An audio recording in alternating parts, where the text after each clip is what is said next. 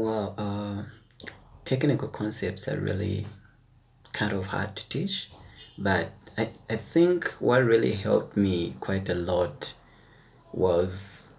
it's better to have some sort of an example, or rather a boilerplate of what you'll be working on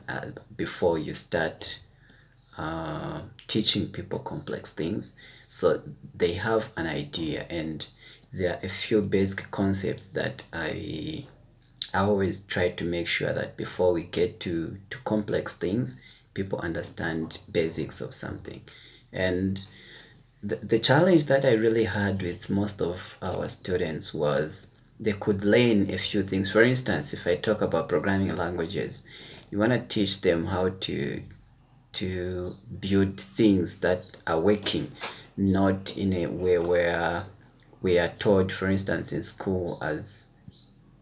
mastering, or rather the learning that's based on the memorization of information, for instance, and if statement, loops, and all that. That was quite challenging. So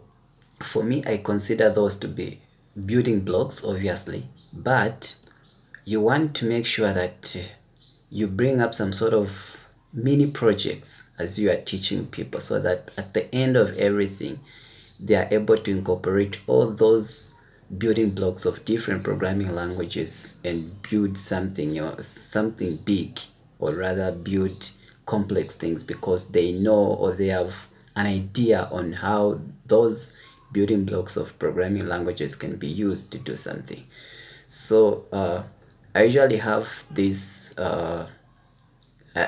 usually create mini projects, and I tell them to say, before we embark on this, let's first look at the major things that we'll be using. Then I make sure that they are well acquainted with small things, building blocks, and by the time we'll be moving to bigger things, or rather the time we'll be dealing with more complex or technical information, they already have an idea of what they're dealing with. Yeah.